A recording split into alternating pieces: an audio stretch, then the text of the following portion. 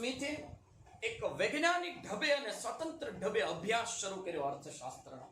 એક અલગ વિષય તરીકે અર્થશાસ્ત્ર વિષયની રજૂઆત કરી.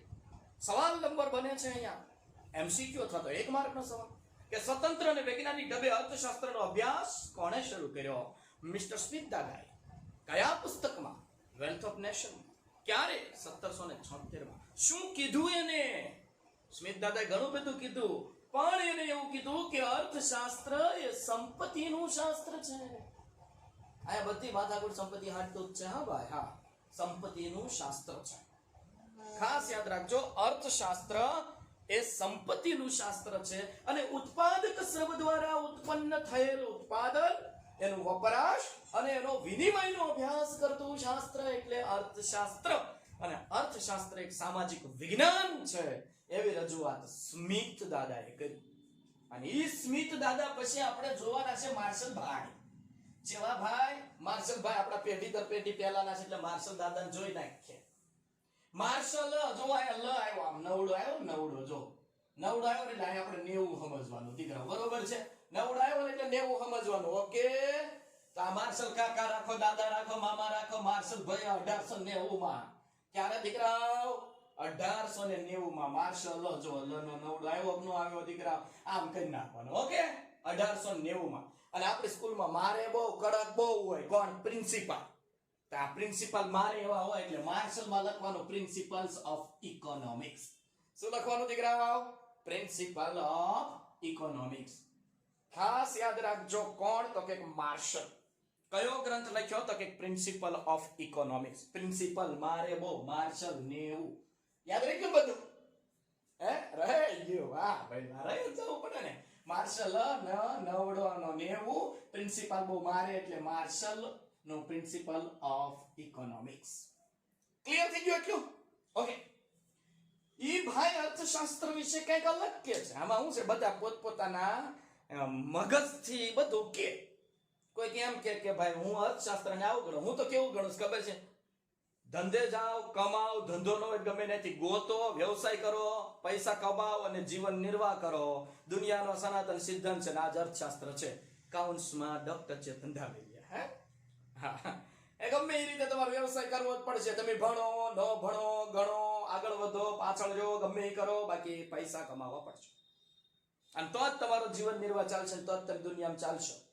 આને અર્થશાસ્ત્ર કહેવાય. તો આ ભાઈ એવું કંઈક કે છે, જેમ આપણે હેડન સ્મિથ દાદાએ કીધું શ્રમ દ્વારા ઉત્પાદન થાય ની વસ્તુનો વપરાશ વિનિમય થાય. તો આ ભાઈ એવું કે છે કે અર્થશાસ્ત્ર માણસની રોજિંદી જિંદગીના, માણસની જીવનમાં રોજબરોજ કેટલી ઘટનાઓ ઘટતી હોય ભાઈ. જેમ કે અત્યારે આપણે ભણવાની ઘટના ઘટે છે, કે એક્સિડન્ટની ઘટના ઘટતી હોય. હે, કોઈ જગ્યાએ કોઈ પાણી ડૂબી ગયું હોય, કોઈ કે હિમાલયનો માઉન્ટ એવરેસ્ટ શિખર સર કરી લીધું હોય, કોઈ ચંદ્ર ઉપર રહી આવ્યું હોય, સુશાંત સિંહ જેવા વ્યક્તિ આત્મહત્યા કરી લીધી હોય. તમે આમ જોવો તો રોજ બરોજ કેટલી ઘટનાઓ ઘટતી હોય માણસના રોજિંદા જીવનમાં.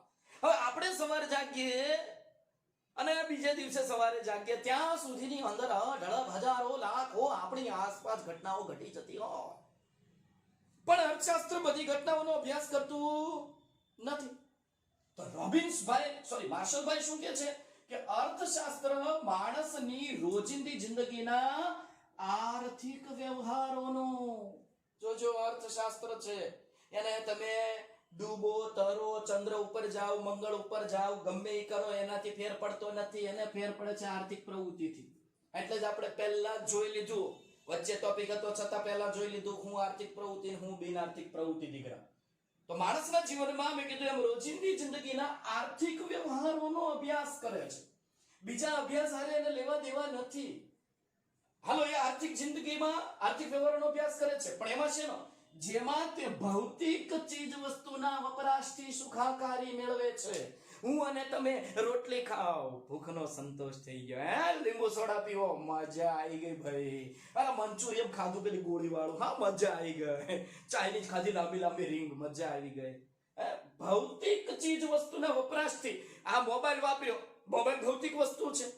આનંદ આવ્યો ને અંદર, પબજી રેમાં, કેન્ડી ક્રશ રેમાં, અલગ અલગ ગેમ રેમાં. આપણે મારા મોબાઈલમાં તો ગેમ જ નથી એટલે મને નથી ખબર કઈ કઈ આવે, પણ આ તો શું છે ફેમસ હોય એના એક બેના નામ બધાના મોઢે આવતું હોય. આ ટિકટોક જોવામાં આનંદ આવે. જોવું નહીં ભાઈ, ચાઇનીઝ છે. હા, એટલે ખાસ યાદ રાખજો, ભૌતિક ચીજ વસ્તુના વપરાશથી સુખાકારી મેળવે છે. આમ બાઇક લઈને જતા હોય કે આમ મજા આનંદ આવે, હા એન્ટ્રી પડે ભાઈ, કેવી મજા આવે. ભૌતિક ચીજ વસ્તુ કોઈ પણ હોય દીકરા, આવા આને એક ગફલત કરી છે માર્શલ. કેમ અભૌતિક વસ્તુથી આનંદ ના આવે ભાઈ? અભૌતિક વસ્તુમાં આનંદ આવે ને. ભૌતિક એટલે ખબર છે, સ્પર્શ કરી શકાય, જોઈ શકાય, જાણી શકાય. હવે અત્યારે હું ભણાવું છું, ઘણી વખત ભણાવવામાં આનંદ આવે ને. હે સરસ મજાના સોંગ સાંભળવામાં આનંદ ના આવે, મૂવી જોવામાં આનંદ ના આવે. પણ આ ભાઈ મિસ્ટેક કરી ગયા છે. એટલે મારી દ્રષ્ટિએ ને અર્થશાસ્ત્રની દ્રષ્ટિએ આને ફક્ત ભૌતિક બાબતો જ લીધી છે દીકરાઓ, અભૌતિક બાબતો લીધી નથી. પણ એટલે થોડીક આની વ્યાખ્યા છે ને ટીકાનો ભોગ બની હતી. ટીકા એટલે કાલા ટીકા, લીલા ટીકા ને નિંદાનો ભોગ બની હતી કે ભાઈ આ તો એમ કે ખાલી ભૌતિક ચીજ વસ્તુના વપરાશથી સુખાકારી મેળવે. આ માણસ તો ગમે ને જ સુખાકારી મેળવે ભાઈ. પણ એટલે ટીકાનો ભોગ બની હતી, પણ આમાં માનવી કેન્દ્ર સ્થાને છે એટલે આની વ્યાખ્યા આપણે ધ્યાને લીધી છે દીકરા. તો ચાલો એક વખત રિવિઝન કરાવી દઉં છું વ્યાખ્યાનું. માર્શલ 1890 પ્રિન્સિપલ ઓફ ઇકોનોમિક્સ ગ્રંથ. કયો ગ્રંથ દીકરા? Principal of economics. શું વ્યાખ્યા આપે છે? અર્થશાસ્ત્ર માણસની રોજિંદી જિંદગીના આર્થિક વ્યવહારોનો, કેવા વ્યવહારોનો? આર્થિક વ્યવહારોનો અભ્યાસ કરે છે, જેમાં તે ભૌતિક ચીજ વસ્તુના વપરાશથી સુખાકારી મેળવે છે દીકરા. બરોબર છે? આ ક્લિયર? બસ થોડુંક લખી નાખવાનું, ટીકાનો ભોગ બની હતી, અભૌતિકની વાત નહોતી કરી, છતાં માનવી કેન્દ્ર સ્થાને છે એટલે બહુ વાંધો નથી. હવે આપણે આવ્યા લાયોનિસ રોબિન્સ દાદા, રોબિનહુડ પાંડે. હા રોબિન્સ દાદા આવ્યા છે. હા હવે રોબિન્સ દાદા કે હું કઈક અર્થશાસ્ત્ર વિશે મારે ભી કેવું કે એટલે નથી પંચો આપણે મહેસાણી ભાષામાં કેમ રામાયણ બેસાડી હોય અને પેલું કે રોમ કે મારા વનમાં જાવું કે હા રોમ કે મારા વનમાં જાવું કે મને જંગલમાં જવાનું છે કે લક્ષ્મણ કે હું બી આવું, મોર બી આવું. તો રોમ કે તો ના અવાય કે. લક્ષ્મણ કે મોરે બી આવું તો કે હાડ કે તું બી હાડ. એને જેવું છે બેટા. સમજ્યા? તો આને વ્યાખ્યા આપી, એડમ સ્મિથે આપી, રોબિન્સ કે હું લેવા બાકી રહું, હાડ હું બી આપી દઉં કે. એટલે રોબિન્સે પણ વ્યાખ્યા આપવાનું નક્કી કર્યું. એને એક ગ્રંથ લખેલો ઈસવીસન 1931 માં. યાદ રાખજો, મિસ્ટર લાયોનિસ રોબિન્સે ગ્રંથ લખેલો 1931 માં, nature and significance of economy. Nature and significance of economics. Economics ખાસ યાદ રાખજો, રોબિન્સ, લાયોનિસ રોબિન. હવે જો ઈ શું કહે છે તો કે માનવ જીવનનો કોઈ પણ મૂળભૂત પ્રશ્ન કે સમસ્યાના ઉકેલ માટે શાસ્ત્ર રચે. ધર્મના પ્રશ્ન હતા તો એના ઉકેલ માટે વેદો લખાણા. સમાજના પ્રશ્ન હતા તો એના માટે સમાજશાસ્ત્ર લખાણા.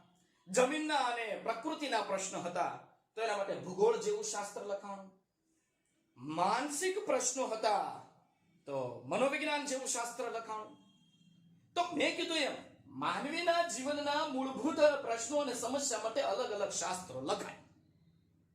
આપણે એક લખવું છે, આ કોરોના સૌથી મોટી સમસ્યા છે, કોરોના શાસ્ત્ર.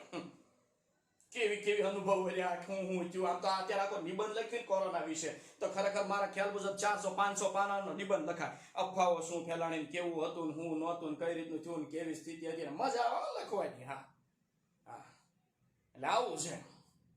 હા લખવો જ છે આપણે શ્રુતિબેન, એમથી લખી નાખીએ. ચાલો, તો મેં કીધું એમ કોઈ પણ મૂળભૂત પ્રશ્નો જે છે, સમસ્યા છે, એના ઉકેલ માટે શાસ્ત્ર હોય.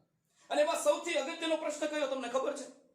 સૌથી અગત્યનો પ્રશ્ન માનવ જીવનનો હોય ને, આનો સમાજના પ્રશ્ન સોલ્વ થઈ જાય, કદાચ પ્રકૃતિના પ્રશ્નો સોલ્વ થઈ જાય, સરહદના પ્રશ્ન સોલ્વ થઈ જાય, પણ સૌથી અગત્યનો પ્રશ્ન છે દીકરાઓ અર્થતંત્રને લગતો પ્રશ્ન. આર્થિક સમસ્યા સૌથી મોટામાં મોટો પ્રશ્ન છે. ચાલો બધું થઈ જાય પણ ભૂખ્યા રહેવા છે. જો પગાર નહીં આવતો હોય, જો પૈસા નહીં કમાતા હોય તો જીવન નિર્વાહ ક્યાંથી ચાલશે? એટલે એ પ્રશ્નના અભ્યાસ માટે જે શાસ્ત્ર રચાણું ને અર્થશાસ્ત્ર. અને એટલે રોબિન્સ એવી કંઈક વ્યાખ્યા આપે છે કે અર્થશાસ્ત્ર એ માણસ, યાદ રાખજો આની વ્યાખ્યા, અર્થશાસ્ત્ર એ માણસ પોતાની જરૂરિયાતો, હમણાં સમજાવું છું બધું, પોતાની જરૂરિયાતો દરેક માણસની કંઈક ને કંઈક જરૂરિયાત હોય. કોઈની પાણીની જરૂરિયાત હોય, કોઈની ખાવાની જરૂરિયાત હોય, કોઈની માર જેવાની રખડવાની જરૂરિયાત હોય. બરોબર છે. જરૂરિયાતો અને વૈકલ્પિક ઉપયોગો ધરાવતા, જોજો હમણાં વ્યાખ્યા સમજાવો એટલે આવડી જશે. વૈકલ્પિક ઉપયોગો ધરાવતા, બરોબર. હવે વૈકલ્પિક ઉપયોગો, કોઈ પણ સાધન હોય ને તો એના ઘણા બધા ઉપયોગો હોય ને વૈકલ્પિક ઉપયોગ કહેવાય. એ વૈકલ્પિક ઉપયોગો ધરાવતા સાધનો વચ્ચે કેવી રીતે મેળ બેસાડે છે, કેવી રીતે મેળ બેસાડે છે તેનો અભ્યાસ કરતા શાસ્ત્રને અર્થશાસ્ત્ર કહેવાય છે. બરોબર છે. કેવી રીતે મેળ બેસાડે છે એની વર્તણૂકનો અભ્યાસ કરતું આ વિજ્ઞાન છે એક પ્રકારનું. એવા વિજ્ઞાનને શું કહેવાય છે? અર્થશાસ્ત્ર. આવું રોબિન દાદા કે છો ભાઈ, હું કહેતો નથી. કોણ કે છે? રોબિન દાદા. યાદ રાખજો, રોબિન્સ 1931. શું રોબિન છે ને? રોબિન એટલે સસલું, આપણે રાખવાનું રેબિટ. બરોબર છે. રેબિટ સસલાન છે, પ્રકૃતિ બહુ ગમે, નેચરલ. ઈ ખડમાં ઘાસમાં જંગલમાં જ રખડતું હોય. રોબિન્સ એટલે રેબિટ, રેબિટ સસલું એટલે નેચર. નેચર યાદ રાખવાનું. Okay. Nature and significance of economics. ક્યારે? 1931 માં. શું વ્યાખ્યા આપી? હવે સમજો, આખી વ્યાખ્યા ક્લિયરલી સમજાવું છું, સાથે સાથે એનો અર્થ પણ સમજાવી દઉં છું કે અર્થશાસ્ત્ર એ માણસ પોતાની જરૂરિયાતો, જો ભાઈ દરેકની જરૂરિયાતો અલગ અલગ હોય. અત્યારે તમારી ભણવાની જરૂરિયાત છે, ભણીને આમ તરત ઊભા થશો એટલે નોટ પેનની જરૂરિયાત હશે, અથવા તો પાણીની જરૂરિયાત હશે, અને પછી તો કે જમવા બેસવાની જરૂરિયાત હશે. જરૂરિયાત દરેક વ્યક્તિની જરૂરિયાતો અલગ અલગ હોય. કોઈને ફિલ્મ જોવાની જરૂરિયાત હોય, કોઈને પાણી પીવાની જરૂરિયાત હોય, કોઈને હોટલમાં જમવા જવાની જરૂરિયાત હોય, કોઈને પૈસાની જરૂરિયાત હોય. દરેક પાસે જરૂરિયાતો હોય. તો માણસ પોતાની જરૂરિયાતોનો વૈકલ્પિક ઉપયોગો ધરાવતા સાધનો. હવે તમને એમ થાય સાધનો કેટલા? તમને ખબર છે ને, ઉત્પાદનના 4 સાધનો છે. જમુશની. કેટલા સાધનો છે? 4. જમુશની, શનિ હું જમું, જમુ શનિ. જ એટલે જમીન, મુ એટલે મૂડી, શ એટલે શ્રમ, અને ની એટલે નિયોજન. જમુશની શું છે? ઉત્પાદનના કેટલા સાધનો છે? 4.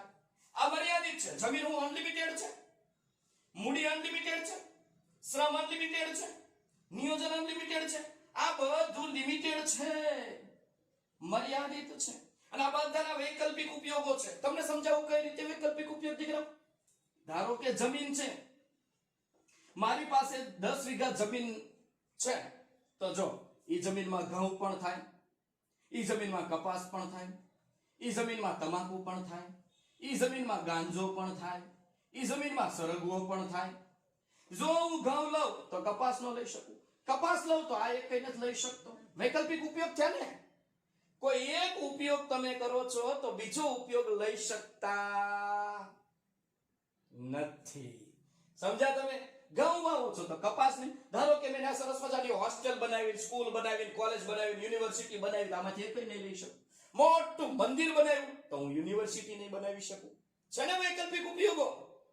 એવી જ રીતે શ્રમનું. હવે શ્રમના વૈકલ્પિક ઉપયોગો કઈ રીતે? એક જગ્યાએ જાઉં તો મને 10,000 પગાર મળે છે, અને બીજી જગ્યાએ 15,000 પગાર મળે છે.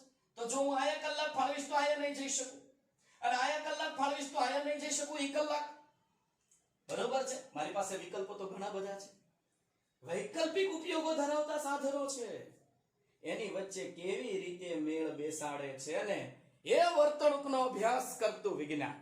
કારણ કે ઘણા બધા શું હોય, ઘરનું ઘર ન હોય, બરોબર છે, ભણવાનો વેત ન હોય, બીજી કોઈ ખર્ચો કરી ન શકતા હોય, અને ફાર્મ લઈને બેહે. એટલે પહેલે આપણી જરૂરિયાત કઈ? રોટી. ઓકે, તો પહેલા પૈસા આવ્યા તો રોટીની જરૂરિયાત સંતોષો, બીજી કપડાની જરૂરિયાત સંતોષો, ત્રીજી મકાનની જરૂરિયાત સંતોષો, ચોથી શિક્ષણની જરૂરિયાત સંતોષો, પાંચમી આરોગ્યની જરૂરિયાત સંતોષો. રોટી, કપડા, મકાન, શિક્ષણ, આરોગ્ય. અને એ જરૂરિયાત પૂરી થાય ને પછી બીજી જરૂરિયાત સંતોષાય. ડાયરેક્ટ ફોરવ્હીલ ને ફાર્મ ન લઈ લેવાય. ઘરનું ઘર ના હોય તો ફોરવ્હીલ કદાચ લઈ શકાય, ચાલો, પણ ફાર્મ ના લઈ લેવાય. એટલે જરૂરિયાતો સાથે મેળ બેસાડવાનો છે દીકરા. કારણ કે જો અમુક જરૂરિયાતો કેવી હોય ખબર દીકરા? વારંવાર ઉદ્ભવ. જેમ કે ભૂખ. એક વખત ખાઈ લીધું તો આજીવન જલસા, તરાઈ ગયા, હવે જરૂર નહીં પડે એમ. નહીં બેટા, એક વખત પાણી પી લીધું તો આજીવન પાણી પીવાની જરૂર નહીં પડે. હાલો બે એક વખત લેક્ચર લઈ લીધો તો આજીવન મારે પછી હવે લેક્ચર જ નહીં લેવાના એમ નહીં દીકરાઓ. અમુક જરૂરિયાતો એવી હોય વારંવાર ઉદ્ભવતી હોય, સમજ્યા? અમુક જરૂરિયાતો એવી હોય જે એક જરૂરિયાતમાં બીજી જરૂરિયાત ઉદ્ભવે. એટલે આ જરૂરિયાતોની તાણ જ નથી. જરૂરિયાતો અમર્યાદિત છે અને સાધનો મર્યાદિત છે. આ 10મા ધોરણમાં આપણે ભણ્યા, સમજ્યા? જરૂરિયાતો અનલિમિટેડ છે, વધતી જ જાય પણ ઘટે નહીં. હા, આપણે કહેવાય ને ખ્વાહિશ પૂરી જ ન થાય દીકરા, વધતી જ જાય. હવે અમુક જરૂરિયાતો કેવી હોય, ધારો કે મોબાઈલ આવ્યો તો સિમ કાર્ડની જરૂરિયાત પડી, સિમ કાર્ડ આવ્યું બેલેન્સની જરૂરિયાત પડી, બરોબર? બેલેન્સ આવ્યું ઇન્ટરનેટની જરૂરિયાત પડી, ઇન્ટરનેટ આવ્યું ટાવરની જરૂરિયાત પડી, ટાવર આવ્યું તો ભાઈ એને બનાવવાની જરૂરિયાત પડી, બનાવવા માટે લોખંડની જરૂરિયાત પડી. એવી જ રીતે ગાડી આવી પેટ્રોલની જરૂરિયાત પડી, પેટ્રોલ આવ્યું પેટ્રોલ પંપની જરૂરિયાત પડી, પેટ્રોલ પંપ આવ્યું એના માટે જગ્યાની જરૂરિયાત પડી. વિચારો, એક પછી એક જરૂરિયાતમાંથી બીજી જરૂરિયાત ઉદ્ભવતી થાય. જરૂરિયાતો અમર્યાદિત છે, સાધનો મર્યાદિત છે. તો એ કઈ રીતે મેળ બેસાડે છે? પહેલા કઈ જરૂરિયાત સંતોષે છે, કયા વિકલ્પનો ઉપયોગ કરે છે? હું તો એમ કહું છું કે આપણે જો આ શીખી જાવી ને તો જીવનમાં ક્યારે પસ્તાવાનો વારો ના આવે. હા ભાઈ, ક્યારે પસ્તાવાનો વારો ના આવે કે કઈ જરૂરિયાત પહેલા સંતોષી, કઈ જરૂરિયાત પછી સંતોષી, કઈ બિનજરૂરી છે. 10મા ધોરણમાં તમને એ તો શીખવાડે છે ને. પહેલા તો જરૂરિયાતને પસંદ કરો, એની અછત જોવો, મર્યાદિત સાધનો, આખો ટોપિક આવતો હતો આપણે, જે જીવનમાં શીખવાડે છે આપણને અછત અને પસંદગી વાળો. ક્લિયર દીકરા? વ્યાખ્યા ભાઈ માર્શલે એવું કીધું હતું કે સુખાકારી મેળવે છે, રાઈટ? જિંદગીના આર્થિક વ્યવહારોનો અભ્યાસ કરે છે અને ભૌતિક ચીજ વસ્તુમાં સુખાકારી મેળવે છે. આ ભાઈએ શું કીધું 1931માં Robin rabbit nature and significance of economics કે માણસ પોતાની જરૂરિયાતો અને વૈકલ્પિક સાધનો બંને વચ્ચે કેવી રીતે મેળ બેસાડે છે. સમજાય છે દીકરા? જરૂરિયાતો વૈકલ્પિક સાધનો ધરાવે છે, બંને વચ્ચે કેવી રીતે મેળ બેસાડે છે એની વર્તણૂકનો અભ્યાસ કરતું શાસ્ત્ર એટલે યાદ રાખજો અર્થશાસ્ત્ર. આ વર્તણૂકનો અભ્યાસ કરતું વિજ્ઞાન એટલે અર્થશાસ્ત્ર. એટલે આને છે ને, આને વાસ્તવલક્ષી વિજ્ઞાન કીધું છે. મોસ્ટ આઈએમપી ક્વેશ્ચન કે રોબિન્સે અર્થશાસ્ત્રને કેવું વિજ્ઞાન કીધું છે? તો ખાસ યાદ રાખજો વાસ્તવલક્ષી વિજ્ઞાન કીધું છે. હવે તમને એમ થાય કે વાસ્તવલક્ષી વિજ્ઞાનમાં ઓલામાં શું ફેર? તો હું તમને કહું. રોબિન્સે અર્થશાસ્ત્રને વાસ્તવદર્શી, વાસ્તવ પિક્ચર ને વાસ્તવદર્શી અથવા તો વાસ્તવલક્ષી વિજ્ઞાન કીધું છે. આદર્શવાદી કે આદર્શ વિજ્ઞાન નથી કીધું, આદર્શવાદી શાસ્ત્ર નથી કીધું. કેમ? આદર્શોમાં એવું હોય શું કરવું જોઈએ, અર્થશાસ્ત્રમાં શું હોવું જોઈએ એ અભ્યાસ કરતું જ નથી. અર્થશાસ્ત્ર શું છે, શું ચાલે છે, રિયાલિટી શું છે, બસ એનો જ અભ્યાસ કરે છે. શું હોવું જોઈએ એવા આદર્શોનો અભ્યાસ નથી કરતો. એમ તો મને તમને બધાને ખબર છે બહુ સારું હોવું જોઈએ, બધા કરોડપતિ હોવા જોઈએ, કોઈ રોડપતિ ન હોવો જોઈએ, કોઈ પત્નીપતિ નો, ના એ તો હોવો જોઈએ. હા એ તો હોવો જોઈએ. આ તો વાસ્તવલક્ષી વિજ્ઞાન છે, વાસ્તવદર્શી વિજ્ઞાન છે. શું હોવું જોઈએ એનો અભ્યાસ નથી કરતું, શું છે એનો અભ્યાસ કરે છે અર્થશાસ્ત્ર. એવું રોબિન્સ. જો સ્મિથ સામાજિક વિજ્ઞાન કહેતો હતો, રોબિન્સ વાસ્તવલક્ષી વિજ્ઞાન કહે છે. આવા સવાલ પૂછાય છે એટલે તમને કહું છું કે અર્થશાસ્ત્રને વાસ્તવલક્ષી વિજ્ઞાન કોણ કહે છે? રોબિન્સ. સામાજિક વિજ્ઞાન કોણ કહે છે? સ્મિથ. સમજી ગયા ને? હા. હવે એક ત્રીજી વ્યાખ્યા એટલે આપણું પશ્ચિમનું અર્થશાસ્ત્ર પૂરું થઈ જાય. સેમ્યુલસનું, બરોબર છે? જોઈએ. આવા અર્થશાસ્ત્ર નૈતિક બાબતોનો અભ્યાસ કરતું નથી કે શું હોવું જોઈએ, એ એમ જ કહે છે જે છે એ અર્થશાસ્ત્ર છે. ક્લિયર ને બેટા? માર્શલ, રોબિન્સ અને હવે સેમ્યુઅલ્સ ભાઈ જોવાના છે. સેમ્યુઅલસ. સેમ્યુઅલસ ભાઈ પણ કંઈક સમાજને લગતી જ વ્યાખ્યા આપે છે કે ભાઈ એ શું કહે છે? તો સમાજ કેવી રીતે પોતાના, જો આપણે એવી જ વ્યાખ્યા આપે છે કે સમાજ કેવી રીતે પોતાના અછતવાળા સાધનો દ્વારા, સમાજ કેવી રીતે પોતાના અછતવાળા સાધનો દ્વારા, બરાબર સમજો સેમ્યુઅલસ શું કહે છે? બરોબર છે કે સમાજ કેવી રીતે પોતાના અછતવાળા સાધનો દ્વારા અગત્યની જરૂરિયાતોનું ઉત્પાદન કરે છે. અગત્યની જરૂરિયાતોનું ઉત્પાદન કરે છે અને જુદા જુદા લોકો વચ્ચે વેચે છે. જોજો બરાબર. સાધનો કેવા છે? અછતવાળા. હમણાં મેં કીધું ને, જમુ શની, જમીન, મૂડી, શ્રમ, નિયોજન બધાની શું છે? અછત. એક મર્યાદા છે દીકરા. સાધનો મર્યાદિત છે. તો મર્યાદિત સાધનો દ્વારા આ શું કે છે ખબર છે? સમાજમાં વસ્તુ અને સેવાની વહેંચણી બાબતે કે છે કે સમાજમાં વસ્તુ અને સેવાની વહેંચણી કઈ રીતે કરવી. વસ્તુની અછત છે, સમાજના લોકો વધુ છે, વધુ લોકો વચ્ચે ઓછી વસ્તુઓ બધાને વ્યવસ્થિત મળે, કઈ રીતે જોવું, બરોબર છે? એના વિશેની વાત છે. તો ખાસ યાદ રાખજો, સમાજ કેવી રીતે પોતાના, બરોબર છે, અછતવાળા સાધનો દ્વારા અગત્યની જરૂરિયાતોનું ઉત્પાદન કરે છે. જેમ કે જમીન હોય તો ભારત માટે સૌથી અગત્યની જરૂરિયાત પહેલા અનાજ ઉગાડવું, તો પહેલા એ ક્લિયર કરે છે. ઓકે, પછી ઉદ્યોગો માટે જમીન ફાળવણી કરવી. ઓકે, તો પહેલા અનાજ નો ઉગાડે, ડાયરેક્ટ બધી જમીન ઉદ્યોગોને ફાળવી દે, ખાવાના ફાફા પડે, તકલીફ થાય બેટા. સમજ્યા? એટલે એમ કે છે કે સમાજ કેવી રીતે અછતવાળા સાધનો દ્વારા, જોજો, પસંદગી અને વહેંચણી, એનો વિશેનો ખ્યાલ કોને આપ્યો તો સેમ્યુલસ. અછતવાળા સાધનો દ્વારા અગત્યની જરૂરિયાતોનું ઉત્પાદન કરે છે. જેમ કે અત્યારે લોકોને સૌથી વધુ પ્રાથમિકતા કઈ, તો કે લોકો સુધી માસ્ક પહોંચે, સેનિટાઈઝર પહોંચે, લોકો બને ત્યાં સુધી ડિસ્ટન્સ રાખે અને પોતાની સેફટી રાખે, એટલા માટે સેફટી કીટો તેના સુધી પહોંચે. અત્યારે સૌથી અગત્યની જરૂરિયાત એ છે. તો સરકાર શું કરે ખબર છે? અછતવાળા જેટલા પણ સાધનો હતા ને એને માસ્કના ઉત્પાદનમાં લગાવી દેશે અને લોકો સુધી બને ત્યાં સુધી વહેંચશે, લોકો સુધી પહોંચાડશે. સમજાણું ને? અછતવાળા સાધનો દ્વારા કઈ રીતે એ આ કાર્ય કરે છે એ જોવાનું છે. આવડશે આ વ્યાખ્યા? ક્લિયર? એક વખત કહી દઉં કે સમાજ કેવી રીતે પોતાના અછતવાળા સાધનો દ્વારા અગત્યની જરૂરિયાતોનું ઉત્પાદન કરે છે, બરોબર છે? કેવી રીતે અગત્યની જરૂરિયાતોનું ઉત્પાદન કરે છે અને જુદા જુદા લોકો વચ્ચે વહેંચે છે. ક્લિયર? ઓકે. હવે આપણે જોઈએ કે આપણે જેટલી અર્થશાસ્ત્રની વ્યાખ્યા જોઈ, હાલો આપણે જોઈ, એડમ સ્મિથની જોઈ, રોબિન્સની જોઈ, માર્શલની જોઈ, સેમ્યુલસની જોઈ. હાલો હાલો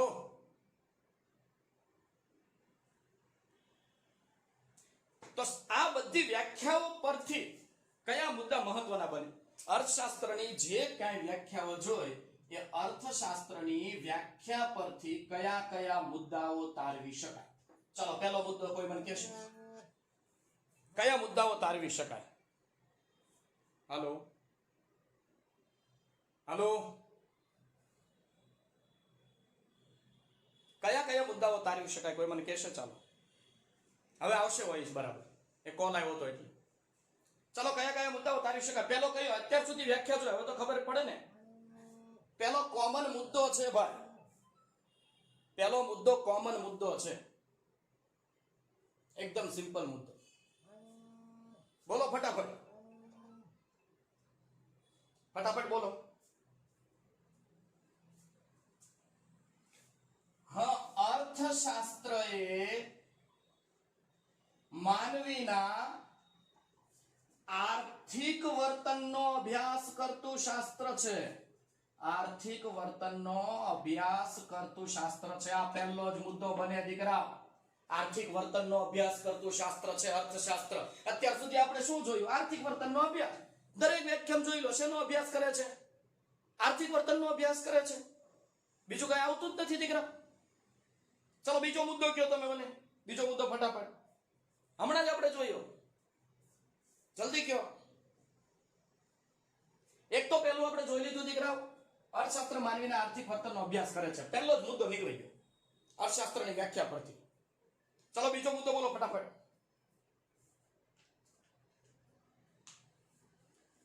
તે આદર્શવાદી નથી, વેરી ગુડ, તે વાસ્તવદર્શી છે. કેવું છે? વાસ્તવદર્શી. શું હોવું જોઈએ એની સાથે એને લેવા દેવા નથી, શું છે એની સાથે લેવા દેવા છે. હમણાં જ આપણે જોયું ને, વાસ્તવદર્શી હોવું જોઈએ એવું રોબિન્સે કીધું. ચલો ત્રીજો મુદ્દો ફટાફટ.